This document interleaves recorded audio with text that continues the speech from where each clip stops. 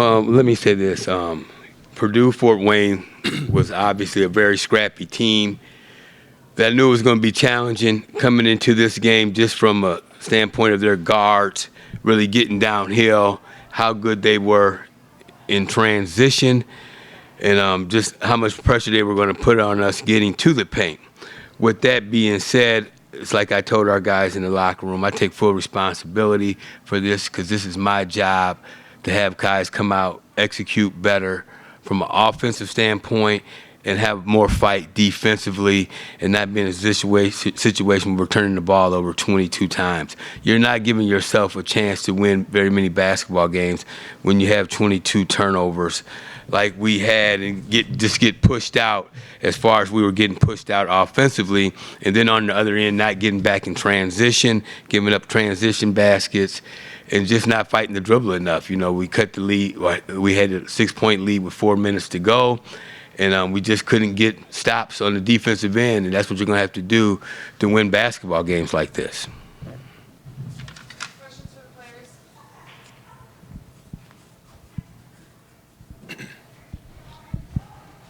players? Jeremiah, you're obviously more experienced than, I guess you would say, the veteran. So what do you tell the guys after a game like this? So just making sure that we all understand that there's nothing we can do about that one now. Just it's all about how we respond from here. And it starts in practice. We can't look ahead to the next game like, oh, we're going to do this different next game. It starts in our next practice and just bouncing back and attention to detail in practice, bringing energy and effort every play in practice first. And then Chico, obviously, you know, it's a very frustrating game. Second half, you guys really made an effort to really come back from that first half. It seems like you kind of clicked. What was kind of clicking for you in the second half? And then could you also kind of speak of just the frustrations of a game that's like so close here towards the end, falling just short? Yeah, we had a lot of good ball movement in the second half. My teammates found me, knocked some shots down.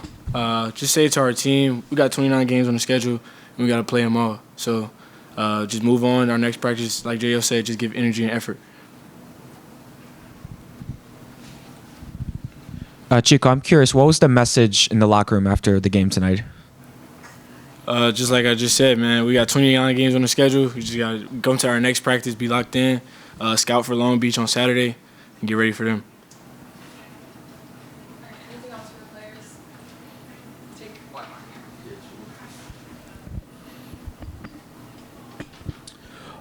I guess just like for me, Jeremiah, towards the end, the game was kind of getting close there towards the end.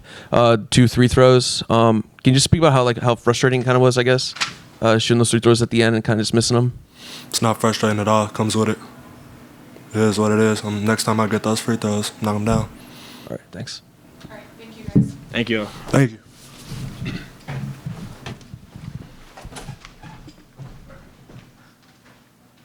All right, questions for Coach? Coach, I'm curious, how do you, after a game like tonight, how do you respond to this, and you know what's the message to the players heading forward? You know, we've got to get better. We got to get better very soon, quickly. And again, there's some things out here we can do a much better job of defensively. And again, just limiting our turnovers and stop being so careless with the basketball. But even to some of these 50-50 balls, some of the loose balls, getting beat to loose balls, we've got to get better in practice, and we've got to clean up some things. And again, we don't have a long time to do it.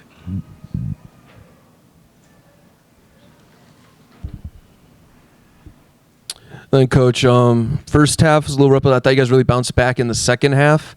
How much of a process would you say this kind of is for the team going forward? Knowing it's a very young team, 10 new players from last year. Can you just kind of like speak of like what the process of this is, of how long it might take to click together? Well, you know, I don't really buy the new players. They had 9 new players out there on that team we played tonight. So again, in college basketball, you're going to have 6, 7, 8 new guys from time to time. So, you know, that's a part of it. But, again, we've got to play with better effort. We got to do a better job moving the basketball. We got to play with more toughness. And, again, I'm not blaming nobody on this team, nobody else. I'm blaming myself because it all falls back on me of getting these guys better, getting them guarding better, and just having them play better basketball than what we played tonight for 40 minutes. Coach, I think it was 14 turnovers there in the first half. What do you attribute, those turnovers to? And is it maybe not having Jalen out there tonight? What do you attribute that to tonight? I think it's easy to say not having Jalen out there, but that's not it. It's just not getting open. For one, being careless with the basketball, getting sped up. So I think it's a combination of things, that you create them 14 turnovers. I thought we did better in the second half to start the second half, but then again, last 5 or 6 minutes with in the game, I thought we were very careless with the basketball. So again, we just, we got to clean up some things. We got to be a little tougher getting open, getting to our spots, and we just got to clean up some things very quickly. Coach, 82 points for you guys on the defensive end. What do you think was the biggest thing you contribute that to? Layups. It's hard to stop layups. When you're turning the ball over and they're running out for layups, that's hard to guard.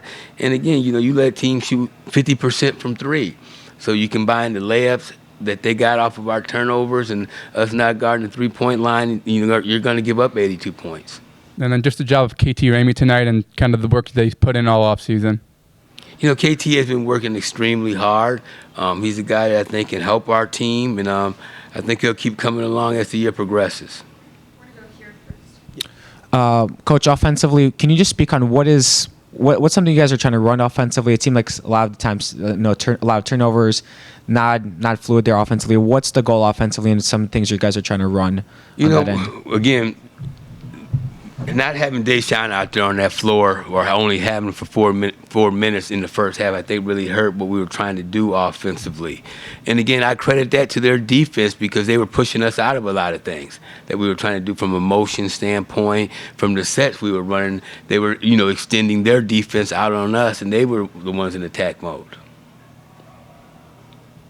And then, Coach, kind of like you just said with Deshaun not fouling out, but having 2 early fouls there and only playing 4 minutes in the first half, how much of an impact do you think that kind of had on the defensive side of the ball?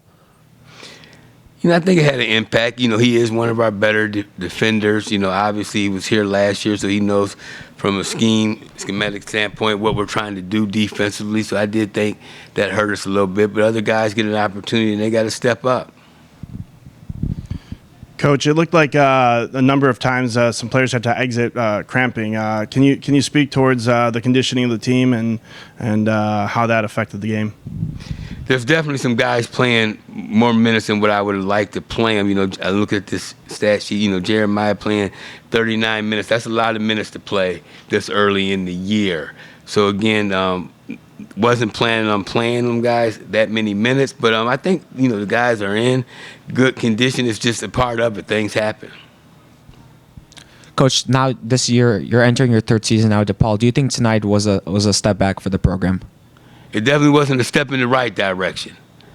And again, I take full responsibility for that, and we will get it right.